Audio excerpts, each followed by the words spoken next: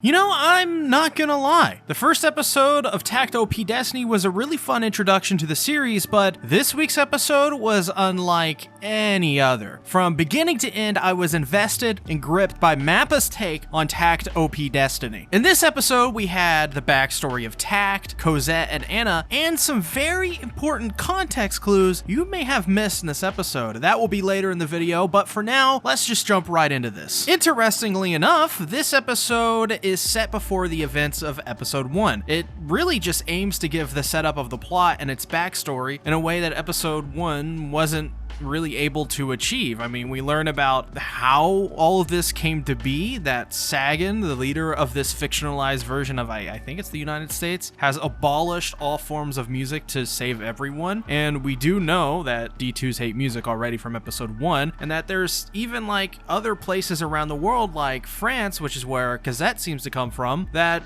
don't even abolish music, which is really fascinating. Though despite this, Takt, Cosette, and Anna, they all live together with, normal lives, relatively speaking. Takt still plays his piano for Cosette and Anna. It seems though that the walls are treated with some soundproofing so as to not attract any D2s, but it seems like maybe they're like safe zones all around the world, and Takt, Cosette, and Anna live in some of those safe spaces away from the D2 population so they don't get attacked when they play something. Speaking of Takt and Cosette, I think they're going to try to introduce like a budding romance between these two, because we in this episode get a lot of hints at a possible romance between the two. It seems that both Takt and Cosette come from different families, and Anna is the one to bring them together, and so Anna makes mention of how Takt makes Cosette smile in a way that Anna wish she could, which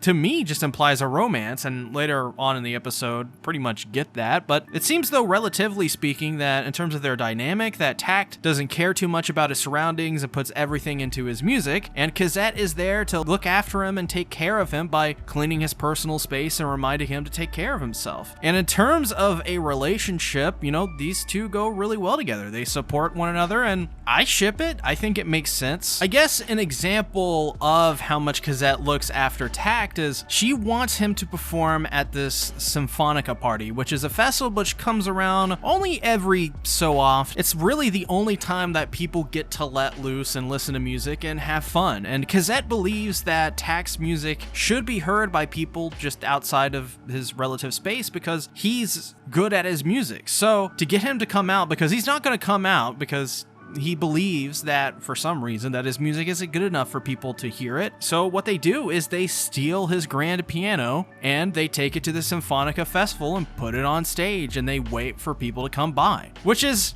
I think, a really nice way to show that Cosette knows what's good for Takt, maybe more so than Takt does. Cosette can obviously see something in terms of his talent, in terms of his, how much work he puts into his music. She obviously sees that he works so hard that that music that she gets to hear and Anna gets to hear should be shared out with the world, should be shared out to make people happy. And I think that's what makes Cosette such a good fit for Takt, in my opinion, is they just support one another. And Cosette really, really likes him. And it's believable. Oh my god. And then we have that amazing performance. Cosette initially stalls for Takt, but he finally shows up, and together they play this, this medley of ragtime tunes. I've heard these tunes before, actually, both of them, I'm pretty sure. I just can't remember the name. I used to be in a jazz band, and these are, at least in terms of, musicality, at least these are some of the riffs that our piano player would play on stage. Because, since we're in a jazz band, we're playing basically solos the whole time in like 3 songs. It's just like all improv and stuff. So, but I do love the foreshadowing of Beethoven's Fifth both times in this episode, as it's actually the first notes in Cosette's transformation sequence. This was pretty brilliant, and I really, really enjoyed as well the turnaround in Cosette's like actual transformation sequence, where it starts with a da da da, but then it like does this turnaround on it and reimagines the whole song itself as something that would fit into like an anime fighter like this, which is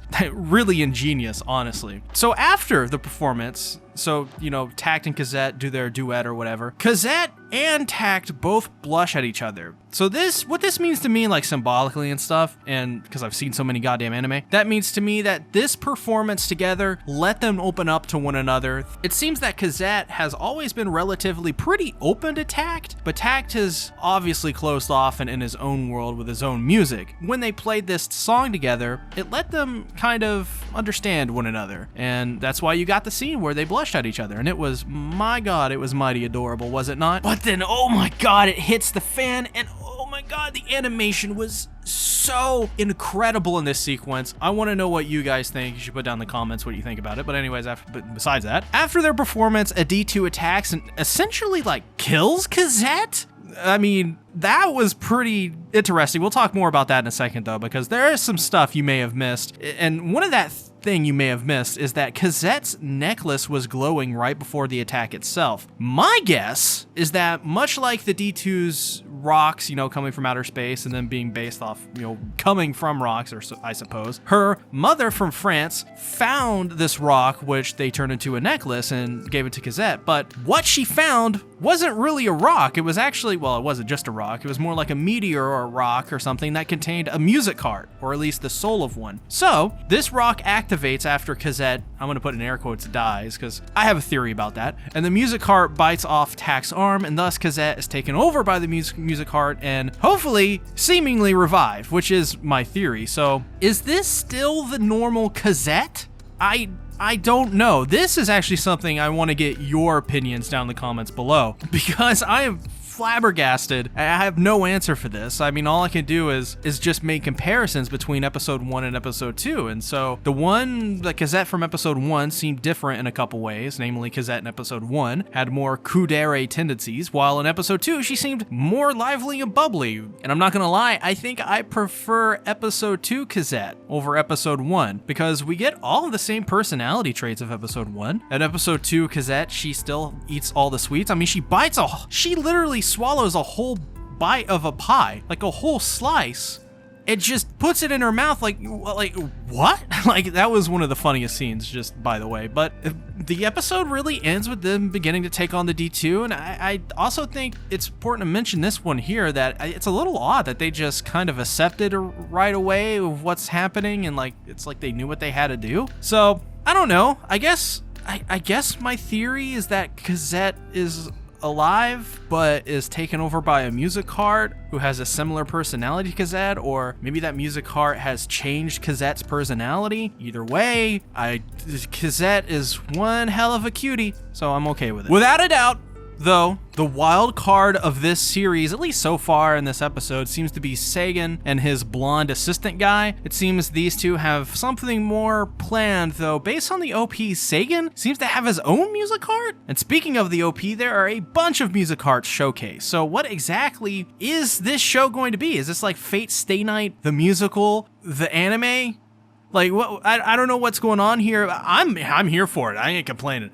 Oh, believe me, I ain't complaining one bit. This episode was pretty great, and whatever the case may be, Takt op.Destiny episode 2 was nothing short of phenomenal. Easily better than episode 1, and I thought that was an already pretty great episode as is. And now I'm even more invested to see what they'll do for the next episode. And as well, we gotta talk about it. The art and animation this week was handled by Mappa, and they did an amazing job. What do you guys think Mappa did? As a comparison between Mappa and Madhouse, who do you think was better this week? And it was just as good as Madhouse in my opinion. So with the show keeping up its consistency with this week, I still think this show is going to be a big hit for the fall season overall, especially when all the bigger Annie-tubers, put out their videos on it. But while we wait for next week's episode, check out my video on episode 1, but as well my other videos on 86 and Mushoku Tensei. Also, hashtag support the SeaTactics by becoming a channel member or patron and getting your name on the wall of SeaTactics. Thank you all for watching. Bye-bye.